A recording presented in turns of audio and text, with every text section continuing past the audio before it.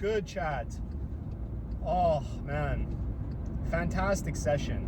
But I gotta say, we are watery. We are watery. If anyone's an avid stream watcher, Rorschach, I know he doesn't watch my YouTube. This guy can't catch me. We've been eating good, fellas. We've been eating good. Stay on top of your intake. Don't gain too much fat. With that being said, fantastic session. Left shoulder's cooked, but you know what? We move. My body hates pressing, but we're gonna stick to it. So hopefully you guys are having a fantastic start of your week. Today is Tuesday. It's a beautiful day in beautiful British Columbia. I just had a full body session. You know, we're chilling. Everything's going great. The community is spiraling over some scrawny little natural kid from Vancouver, BC, switching up his training and giving up on maximalist. It's genuinely like you guys are figuring out Santa Claus isn't real. That's what people are like. That's what I could compare it to. It's actually fucking ridiculous, bro. These new gens that have only been watching me since like I was posting rage bait about doing like isometrics 101 sets, which by the way I never did. My client, shout out Leon, made a video that made it look like I did a full session of isometrics, which I never did. There was a bunch of isometrics there, but like I always would say, I am a very theoretical person. I like experimenting. I'm a coach. I like testing things out on myself so I can have more tools in the toolkit to provide for my clients. That's what makes you a better coach. If you're always stuck in your own ways, you can never progress. I'm all about innovation. I love innovation, but useless innovation is what is pushing this community down, and it's in a really poor spot. And I've noticed that it's been cooked because I would post a set of leg extensions and I'd control the eccentric for 3 seconds and people would be like, why so slow? Or like, he's controlling it like that because his knees hurts. No, I can't say that word, I don't think. That's a normal eccentric. That is controlling the weight. We have lost the plot. Or if I do 6 reps to failure, it's like, why so many reps? Holy cardio. Like, you kids are ridiculous, bro. It's insane. I just saw like this guy saying like, Keenan gave up on maximalist. It's ridiculous. The take is ridiculous. You're 130 pounds soaking wet with rocks and big fucking rocks in your pockets. Worrying about training 18,000 muscle regions in your distal proximal region of your crotch. It's just absolutely insane, man. Like, this is never what I meant to have happen. It's just people who blindly copy me and my training, even though if you guys look at the captions, I would always say, don't train like me. I'm experimental, I'm theoretical, but no, we're just gonna copy this kid. Like, I don't understand, man. I don't understand. And it's gotten me so much hate because people are like, why are you guys following this kid? Like, he's small and weak. I know. I agree with you.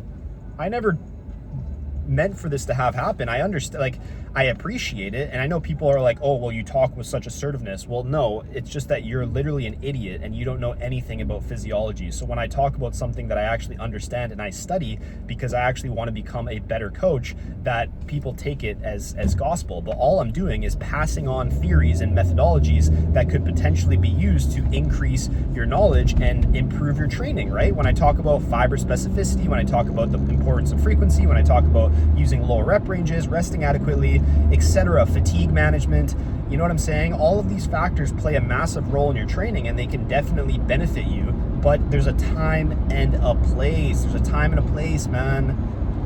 And, you know, shout out Declan. Declan got it right. It's people want to feel like they're a part of something, this maximalist revolution, bro. And me being like the king maximalist because I was testing things and experimenting with things, everyone just latched on and they expect that, like, oh, well, I use this example all the time. You got the guy that's worried about adding another 2.5 to his 4-plate bench press.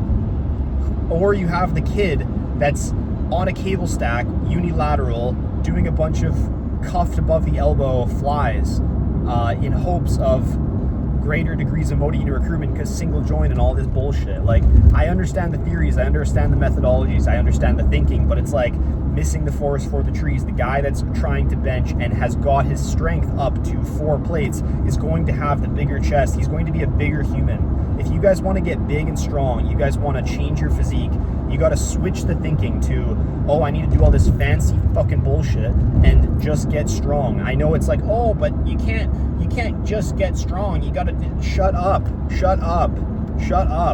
This community has turned into debate club with these little nerd necks with the checkered shirts and the little pocket square every time a theoretical discussion comes up, and it's like, no, actually, according to my... Shut up, bro. Like, get under some weight. How about that? I'm not in the business of being right. I could care less about being right. I'm in the business of growing a fucking physique and helping people grow a solid physique. Everyone is tripping out, bro. Maximalist full body was never about cuffing every single exercise cable, every single exercise perfect resistance profile that matches with the target muscle where it has best relative leverage due to the principle of nerve. Like, shut the fuck up, man. Like, you guys don't even understand the principles, let alone how to apply them to your training. Listen, the reason why full body is now popular is because it was the most popular split in like the 50s and the 1900s, silver era bodybuilding, when we could say without a shadow of a doubt, this is the training that got these physiques to where they were, like Steve Reeves, and all the other goats, bro. And guess what they were doing? They were doing compound presses. They were doing wide grip bench press, narrow grip incline or narrow grip flat, or shoulder pressing, or behind the neck pressing, or wide grip pull-ups, or wide grip pull downs, or easy bar preacher curls, or standing barbell curls. Oh my God! Or just a cable push down, or a squat, or like it's nothing. It's not rocket science, bro. It's not rocket science. And I'm not saying that the industry hasn't moved forward past that point, but it's like, bro, that is still a fantastic routine. There's nothing wrong with presses. Nothing wrong with presses. There's nothing wrong with pull downs. Stop misquoting me. It's gross, especially when you're like, again, I'm going to use the example, 130 pounds soaking wet. If you were 130 pounds soaking wet, shut the, you know what I'm saying? I don't care to debate all these comments. Yeah, Keenan's giving up on maximalism. He's not doing 4 hours and 3,000 sets holding a Bluetooth handle and doing cuffed above the elbow every single exercise. Shut up. Oh my God, it pisses me off so much, man. Like, these kids, you just learned that Santa Claus wasn't real. It's unbelievable. I kind of like, you know what? I need to start doing these videos post-training because I'm just like, oh, you know what I mean? I'm not mad. I'm disappointed. That's the difference. I'm disappointed in the community. And the straw manning against me, it's ridiculous. But yeah, outside of that, we're doing good. We're doing good. It's just these kids, man, these kids. And people are acting like, what? Do I want to get small? Am I trying to get small? Am I trying to get weak? Is my information that I'm giving you to make you worse? No, it's trying to help. My whole purpose on here has been to help you guys. My goal is to get you guys healthy, strong, confident, jacked. Do you want that? Okay, well, this is what I'm trying to give you. I've studied for years. I've been training for 12. I've been coaching for 8. I study physiology and nutrition daily. I take what works, I take theories, I test them for myself. I don't test theories necessarily, ones that I don't fully believe in with clients, because that would be ridiculous. But I test things, and I take what works, and I keep them, and I keep refining my method. But at the end of the day, you guys are forgetting that science-based lifting is about the small percentages, okay? 99% of your progress is going to be made by being consistent, adhering to a plan, and resistance training. And your genetics are going to take you where you're destined to go. You understand that, right? It sucks to hear that, but it's true. Your genetics are going to take you to where you're destined to go. In terms of how fast you're going to reach that potential, okay, now we can talk about programming, now we can talk about exercise selection, etc. But, you know, missing the forest for the trees. The forest is proper technique. Training with a full range of motion, although it's not necessary, it's probably a good idea. Using a slow eccentric, relatively. 3 to 4 seconds is not all of a sudden too slow. Having a slight micro pause in the stretch and even in the contraction, it's not necessary, but it helps you keep a consistent technique. Training with relatively low rep ranges, i.e. below 10 reps, okay? There's nothing wrong with doing 15 or 20.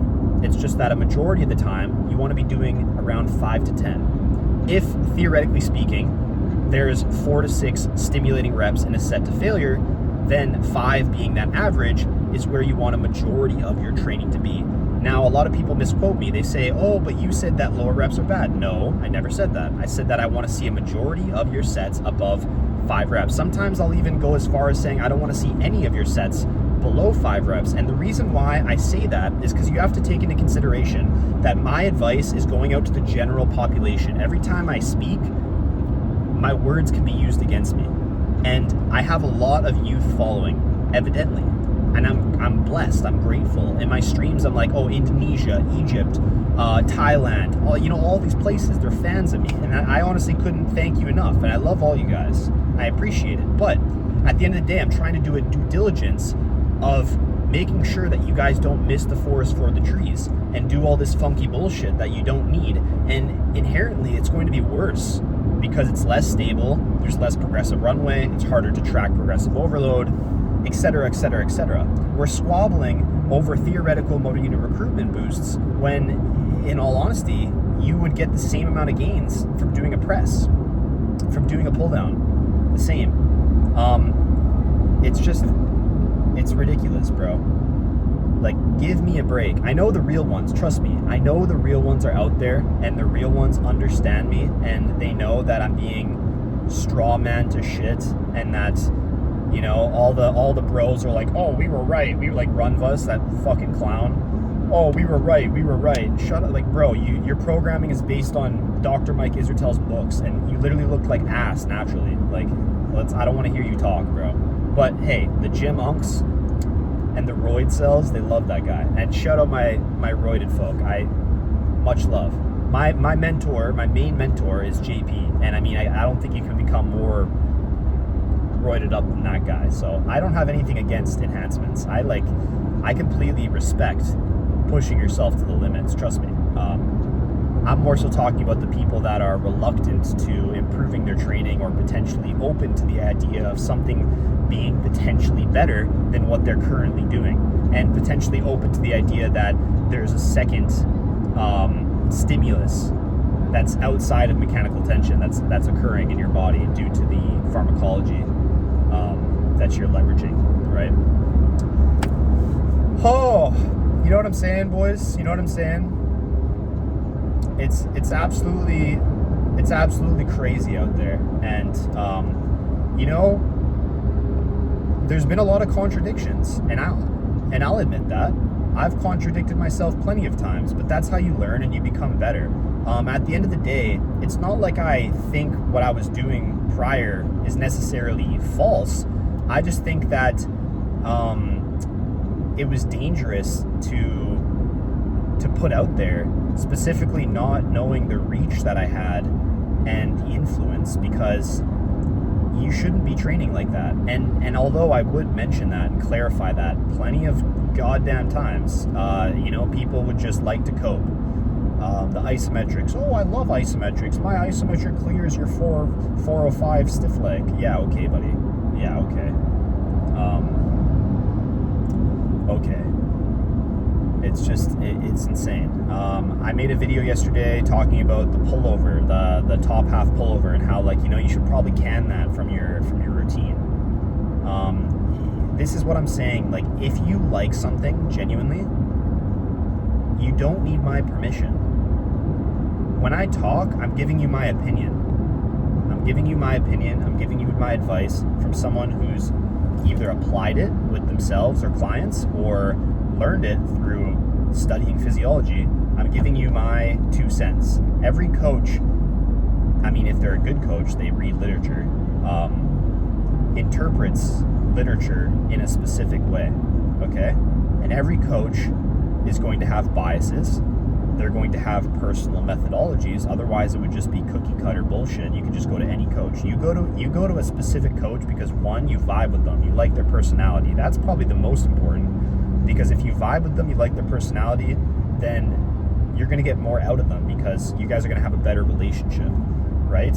Then outside of that, it's going to be about, do their methodologies align with you? Do you like their training style, etc.? And all these new gens are thinking that I've built my physique off the cable stack. There's nothing wrong with cables. There's nothing wrong with cuffs. Get that out of your head. I never said that. I'm just saying that for a lot of you, you would benefit from getting strong with a barbell, a Smith machine, or a machine, and getting off the cable stack, genuinely. A lot of you, I would rather see you do like narrow grip or incline presses than low to high flies, because you would benefit from training multiple muscle groups. Trust me, we don't need to go into theory. I most likely taught you that, so we don't need to talk about how a fly or single joint movement is theoretically better for your chest or whatever. I don't want to hear that nonsense. Again, like, anyone who wants to argue with me, those kids, I would absolutely annihilate you in a theoretical debate, because I literally taught you the theory, most likely, if you're watching my page. But with that being said, a lot of you would benefit from pressing. A lot of you would benefit from doing pull downs. A lot of you would benefit from squatting. And guess what? The bros were right about this. And it's not like anyone's switched up. Because even like a year ago, like I said, I'm pretty sure I started this video talking about that. About, like, if you saw I highly recommend you guys go check out my series on how to best train each muscle. And see the exercises that I opt for. And I'll let you in on a little secret. That is how I program for my clients.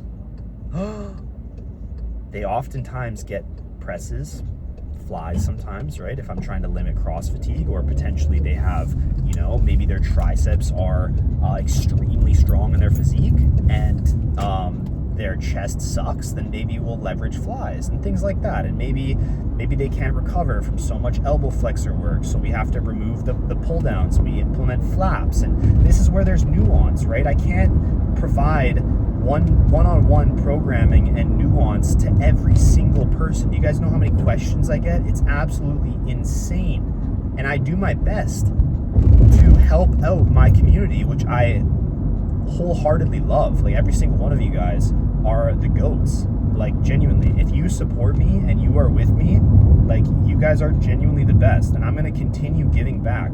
At the end of the day, I just want to share my experiences because it's what I like to do. Like, when I first started social media, I was like, what the fuck do I post? And who the hell would want to listen to me, right? So I just started posting what I do. And obviously I've been a nerd for a long time. You could ask anyone who knows me. I've been an extreme nerd when it comes to nutrition, health, wellness, strength training, hypertrophy research, physiology, psychology. I'm a huge nerd. I study every day. This is a little, I don't know the word I'm looking for, but don't ask me. This is one of my pet peeves, is asking, oh, how do you study, or where do you get your resources? To me, I take that disrespectfully, because it's like, this day and age, people want stuff handed to them on a silver platter. Like, some questions I'll get would be like, how do you know everything you know? Do you guys, like, that is such a fucking stupid question. Now, I don't understand, like, I'm sorry if I'm overreacting, because a lot of the time people don't understand, like, sarcasm. This is just my personality, and I'm not going to change it for anybody, because this is just me. But when people ask me, how do you know everything you know, or where can I find studies, or where can I do this, that is disrespectful, bro. Like, I'm a coach. I've spent years finding resources. Go on Google Scholar, search up, learn how to read studies. I'm not here to teach you how to study. Like, if you're genuinely interested, you will find a way. And if your bottleneck is you want to be spoon-fed resources, then it's not meant to be, bro. There's enough coaches out there. We don't need you. And I'm not trying to be a dick, but it's like, genuinely, if you have a passion for this and a passion for understanding information, finding information, becoming a coach, becoming an educator, get off social media and stop asking other coaches and creators how they know what they know or whatever. And before some entitled kid comes in here and says, oh, well, you could just give a link to some studies, or you can just give some resources, you can fuck off. Like, you know, it's at the end of the day, like, I'm sorry to say, but it's true. I can't stand that question. I mean, I respect the seeking of information and all that stuff. I completely respect it. I just don't respect the way that you're going about it. Like, find your own resources, learn how to study, and then ask questions based on research that you read. Like, again, people want everything spoon-fed, and we can take that same concept and apply it to the training, because everyone wants the training spoon-fed. Oh, can you program for me? Can you do this for me? Can you do that for me? I essentially have, man. You could scroll through my content. I have 8,000 videos, I think, in a year. Imagine, like, who else has done that? I have posted, I swear, 8,000 videos. You guys could probably check. Maybe 7,000, maybe even more, over the course of not even a year. That's how many videos. So for anyone asking, how do I get popular on social media? How can I blow up? How can I do this? One, you study. You study, you study, you study. If you don't know what to talk about, then don't worry about it. It's not meant to be. You don't have to post. Not everyone has to be an influencer or an educator or a coach. Take the time so that you know what to talk about and you have things to talk about, your experiences. Make sure you have experience.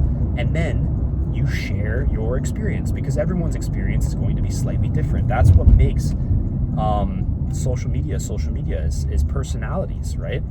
People like me for my personality, people hate me for my personality. People like me for my training style, people hate me for my training style. You're not going to please everybody, and that's perfectly okay. That's why the OGs are going to remain the OGs, and I love you guys. And the people who tap into the YouTube channel and watch these videos of me talking bullshit for 30 minutes, genuinely, it means the world. So I do truly appreciate you. I might come across as a dick on social media sometimes. Maybe I'm a little hangry, or maybe I'm a little whatever, but you got to understand there's a lot of entitlement, and you can see, like, people like Mundy, who's not a bad guy. Mundy is a great guy. You guys have him all wrong. Mundy is a fantastic guy. You guys just have to learn respect and the fact that there's entitlement. Like, when people say, oh, you could just do this, you could just do that, you could just not leave stupid comments and you could apply for coaching, right? It's just, it'll never change, but hopefully we can get to a better place. And I think when it comes to where we're headed with the science-based lifting community, I'm feeling good about it. I'm trying to do my part, right? I'm trying to do my part of correcting the mishap, correcting the damage that I've caused. I've caused a lot of damage, and I've contradicted myself a lot, like I've talked about. I don't want to go in circles, but at the end of the day, everything that I've talked about has just been to help you guys. I want to see you guys succeed. So hopefully you guys want to see me succeed, because that's what we're going to do at the end of 2025, going into 2026. We're going to crush our goals. We're going to get jacked. We're going to get strong. We are not going to focus on all the minor details, and we are going to stray away from the neo-maximalist, science-based lifting, theoretical debate club warriors with, like, nerd necks, little Johnny pencil neck. Shout out Eric Bugenhagen. I'm so tired. I don't want to be accompanied with those people. I don't want to be. I don't care about debating. People want to debate me on social media. It's like, sometimes I'll get a paragraph. Like, I don't read your paragraph. If I read, like, the first 2 sentences, and if I see that it's negative, you either get blocked or I just like your comment. And I'm on that time right now. It's like, chances are you're gonna get blocked, and I'm sorry. It's just like, this is my way of garbage cleaning. I'm cleaning up the community, right? So anyway, I think this was pretty fire. What do you guys think? You guys let me know. 25 minutes of pure straight fire. I think I'm gonna start doing the episodes on the drive home from the gym, because I just feel like a little bit, I got the test flowing post-training. But yeah, a little bit of an update from me is you know, I've definitely put on some weight, all right? I ain't gonna hold you guys. I've been putting on some weight a little bit too drastically. Although, yes, I've been walking 30, 40,000 steps. I've been doing the cardio. I put on some fat, for sure, definitely, a significant amount. And obviously after you come off a diet, you know, you start to second guess yourself. You start to be like, oh, maybe I need to do a little mini cut and do this and that. And it's just, this is what happens when you look at your physique, and this is what happens when you are, I don't want to use the word public figure because that kind of sounds a little bit like cocky, but like, you know what I'm talking about, right? I post my physique to thousands of people on TikTok, and like the comments will get to me. So this is why I'm not kind of sharing my physique, because what I need to do is I need size, I need strength. Now, you don't need to bulk.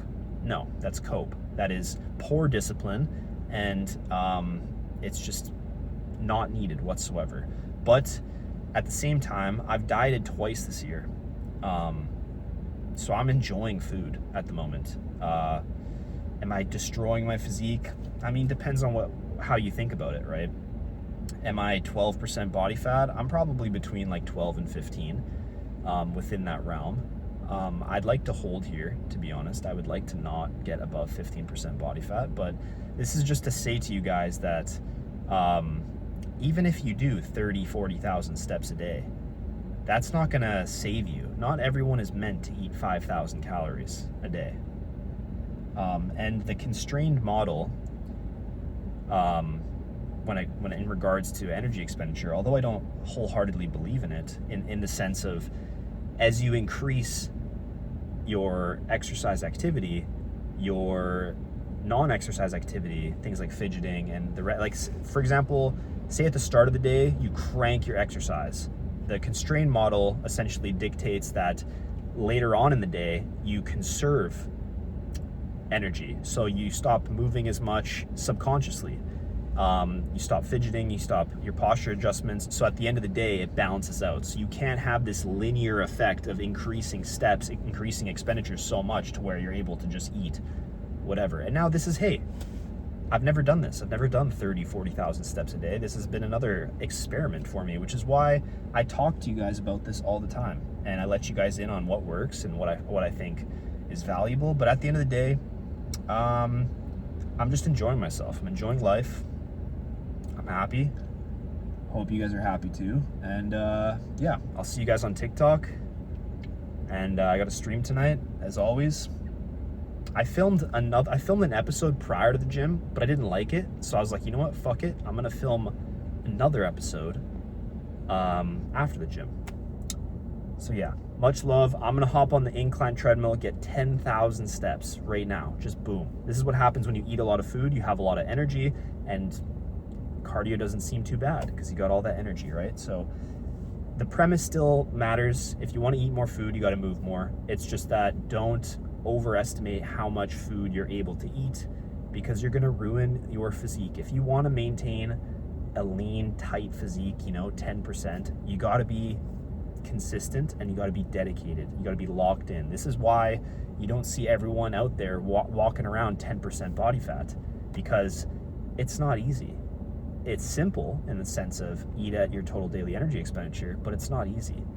There's psychology mixes with physiology all the time, especially depending on how you got to your lean body fat percentage.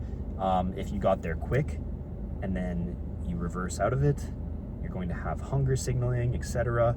You have to remain dedicated. Now I'm happy. I think I look fine. It's just that I'm not as sharp, right? I don't have as sharp glute lines and all that stuff. I mean, my face is definitely filling in slightly, right? Obviously I still have abs, but like my lower back has come out again, my sides, things like that. But you know what? We're getting stronger in the gym. So I'm gonna aim to hold here, try to not be a fat, you know what I'm saying? And yeah, anyway, that's it for me. Hopefully you guys have a fantastic rest of your week. I will be seeing you guys on Thursday. I think I'm gonna do another episode driving home from the gym, because I just feel a little bit better and my mind works a little bit more than doing it early morning. My sessions still last 3 to 4 hours, usually between 3.5, because I take my time. I record every set. I talk with Raheem, my training partner / client. And yeah, I enjoy the time in the gym, right? I enjoy it. It's my passion, and that passion is coming back, baby. So much love. Love you guys. Peace out.